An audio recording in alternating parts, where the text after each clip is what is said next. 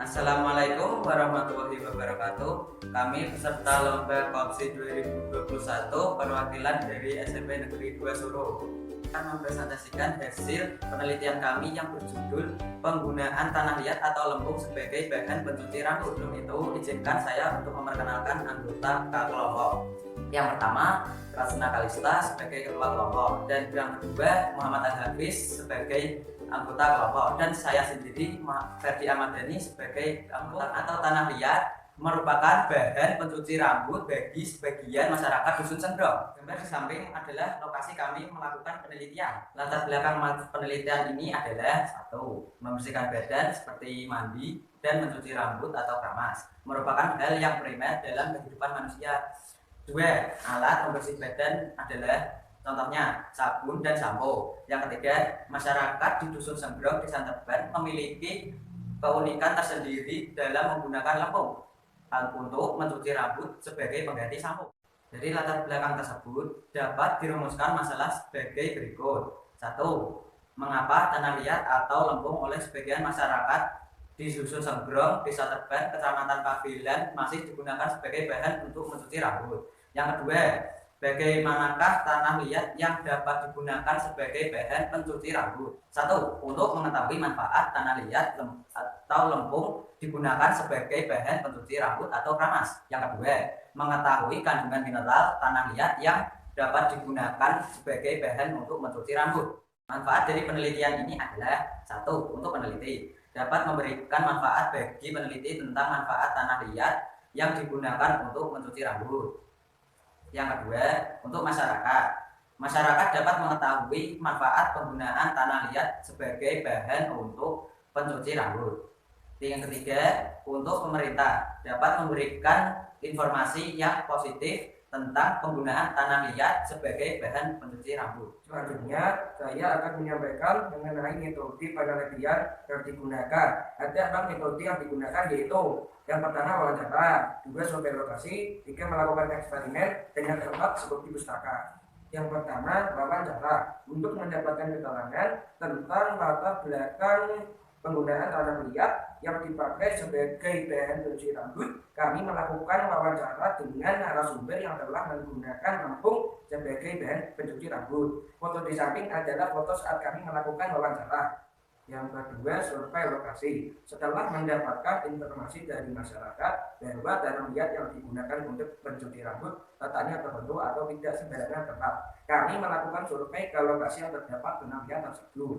Foto di samping adalah foto saat kami melakukan survei lokasi. Yang ketiga, melakukan eksperimen. Untuk mengetahui kebenaran informasi dari masyarakat tentang keramas menggunakan tanah liat, kami melakukan eksperimen atau percobaan dengan cara melakukan keramas menggunakan tanah liat atau lempung yang didapat dari lokasi survei. Eksperimen dilaksanakan oleh 2 orang, yaitu saya dan Abi. Foto di samping adalah foto saat kami melakukan eksperimen mencuci rambut. Metode yang terakhir adalah studi pustaka. Dalam mendapatkan data mengenai kandungan zat yang terdapat dalam sampo dan kandungan tanah liat sebagai bahan pencuci rambut, kami melakukan studi pustaka dengan cara membaca buku dan internet hal yang berkaitan dengan penelitian. Foto di samping adalah foto saat kami melakukan studi pustaka. Selanjutnya, saya akan menyampaikan hasil dan pembahasan dari penelitian kami. Yang pertama, hasil penelitian. Sampo merupakan bahan pencuci rambut yang biasa dipakai oleh masyarakat pada umumnya. Banyak jenis sampo dengan berbagai keunggulan untuk memakainya.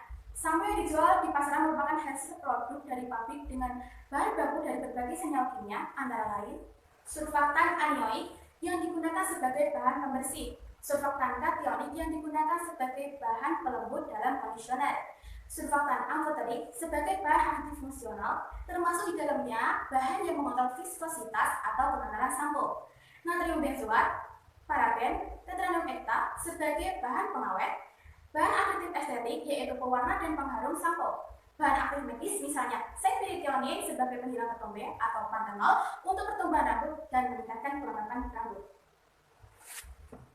Namun demikian, ada bahan-bahan kimia yang dicampurkan ke dalam sampo justru dapat membahayakan pemakainya. Di antaranya, sodium lauryl sulfat atau SLS. Bahan kimia ini dapat menyebabkan katarak jika terserap oleh kulit walaupun tanpa kontak langsung dengan mata. Diethanolamina. Bahan kimia ini dapat menyebabkan kanker. Parabens mempengaruhi tingkat estrogen sehingga pada akhirnya menyebabkan ketidakseimbangan dalam tingkat hormon. Formaldehyde menyebabkan radang kulit, luka bakar, serta inflamasi. Isprotil alkohol, jika terhirup secara berlebihan, zat kimia ini dapat mengakibatkan sakit kepala, pusing, dan mual.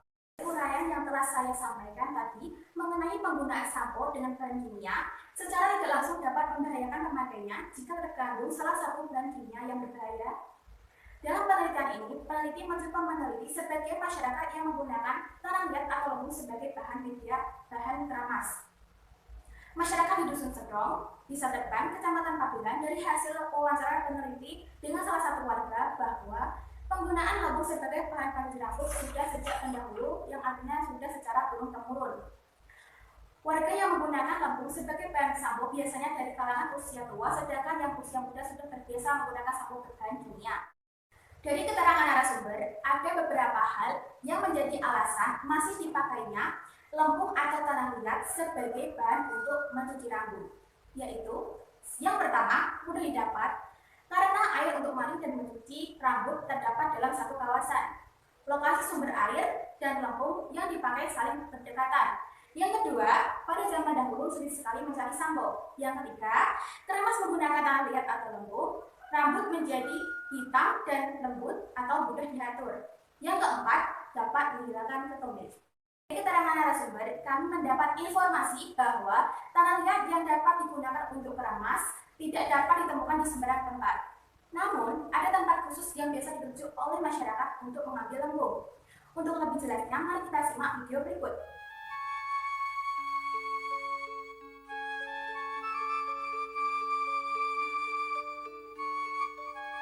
Terus lempung ini ku biasanya napa hasilnya kalih keramas kalih sampo biasa benten apa mboten Bu? Benten. Langkung sekitar lempung nggih. Nggih.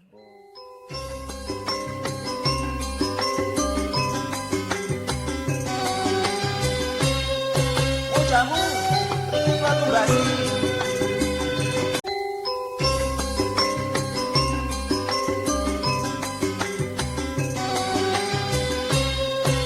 Jamu, ini batu basi.